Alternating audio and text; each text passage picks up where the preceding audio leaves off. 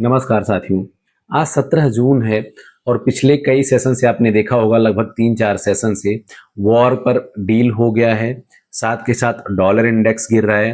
Crude oil पिछले 3 महीने से अपनी लोवेस्ट पे चला गया है। WTI अराउंड $80 के आसपास ट्रेड हो रहा है। जियो पॉलिटिकल टेंशन वहां पे शांत होता हुआ दिखाई दे रहा है। इसके बावजूद दुनिया भर के सेंट्रल बैंक की बाइंग बढ़ी है गोल्ड में, फिर भी उतनी तेजी नहीं देखने को मिल रही है। उसके पीछे का क्या क्या कारक है कि जो पॉइंट्स थे, जो कारक थे, वो सारे के सारे वहां पे अपोजिट डायरेक्शन में काम कर रहे हैं, फिर भी तेजी नहीं आ रही है। पॉइंट टू पॉइंट एक एक करके डिस्कस करेंगे। वीडियो को लाइक करें, शेयर करें और सब्सक्राइब करें। सबसे बड़ा जो न्यूज है वो आरबीआई से है। आरबीआई ने इंडिया के जो बड़े बैंक हैं, क्योंकि आरबीआई तो बैंकों का बैंक है, जैसे एसबीआई और बैंक ऑफ बड़ौदा, इनसे फॉरेन फंड रेज करने के लिए बोला है, यानी कि डॉलर रिजर्व बढ़ाने के लिए बोला है। उसके बाद इन दोनों बड़े बैंकों ने डॉलर में बॉन्ड इशू किया है, जिसका रेट ऑफ इंटरेस्ट 4% रखा है, जिससे इंडिया में एफडीआई बढ़े, डॉलर का रिजर्व बढ़े। लेकिन अब आप कहोगे कि 4% क्या है, जहां एफडी पे इंडिया पे 6 से 7% का रिटर्न मिल जाता है।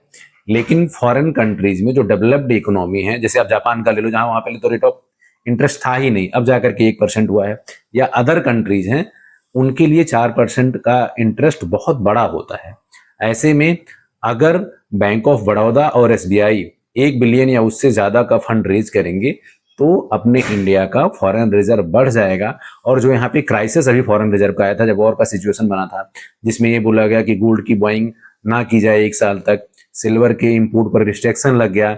साथ के साथ ये भी न्यूज आया कि आरबीआई ने गोल्ड को बेचा है, लेकिन आरबीआई ने उस न्यूज को गलत बताया। तो ये तमाम चीजों का जो प्रॉब्लम था, अगर ये एफडीआई इतना आ जाएगा तो इंडिया के कॉर्पोरेट को फायदा होगा, इंडिया में फॉरेन रिजर्व बढ़ जाएगा, साथ के साथ इकोनॉमी भी अच्छे से काम करेगी।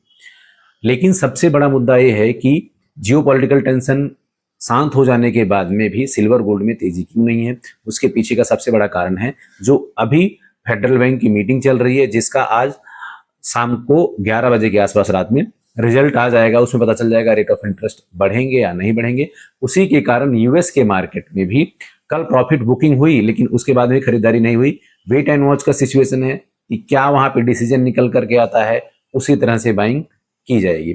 साथ के साथ साथियों, अगर मैं स्पेशली गोल्ड की बात करूं तो जेपी मॉर्गन का जो प्राइस प्रिडिक्शन आया है 2026 के अंत का, वो $6000 है। रॉबर्ट कियोसाकी ने एक्स पर पोस्ट किया है कि 2035 तक गोल्ड $35,000 चला जाएगा। 6000 का जो प्राइस प्रिडिक्शन है, ये काफी फ्लेक्सिबल है और वहां तक गोल्ड पहुंच भी सकता है, क्योंकि जेपी मॉर्गन दुनिया का सबसे बड़ा इन्वेस्टर बैंक है।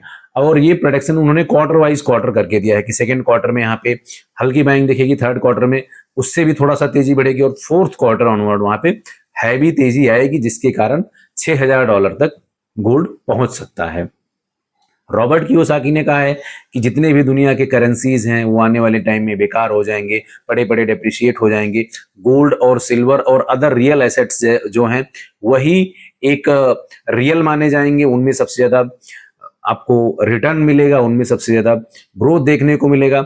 इक्विटी और करेंसी को उन्होंने यहाँ पर प्राथमिकता नहीं दी है। लेकिन Robert Kiyosaki time to time अपनी स्टेटमेंट को बदलते रहते हैं, जिस हिसाब से मार्केट रिएक्ट करता है उस हिसाब से उनका डिसीजन आता रहता है। लेकिन जिस तरह से चाइना के सेंट्रल बैंक ने गोल्ड की बाइंग बढ़ाई है, दुनिया भर के तमाम देश जो आने वाले टाइम में डॉलर की डिपेंडेंसी कम करके अपने करेंसी को बैकएंड से मजबूत करना चाहते हैं, उन्होंने गोल्ड की बाइंग बढ़ाई है। तो 6000 का जो प्राइस प्रिडिक्शन है उसके आसपास भी अगर जाता हुआ दिखता है तो यहाँ से 20 से 25% का यहाँ से ग्रोथ है इस साल तक का, और वो फिजिबल भी है और वो लगता भी है कि अचीवमेंट वहां तक अचीव हो जाएगा।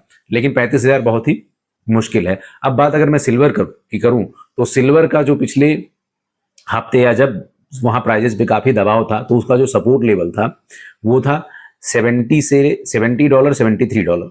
लेकिन अब इसका ये रेजिस्टेंस बन गया है। पिछले 2 दिनों से सिल्वर ट्राई कर रहा है 71 को ब्रेक करने के लिए, लेकिन यहाँ पे नहीं हो पा रहा है कि 71 को ब्रेक करे फिर 73 की रेजिस्टेंस को ब्रेक करे।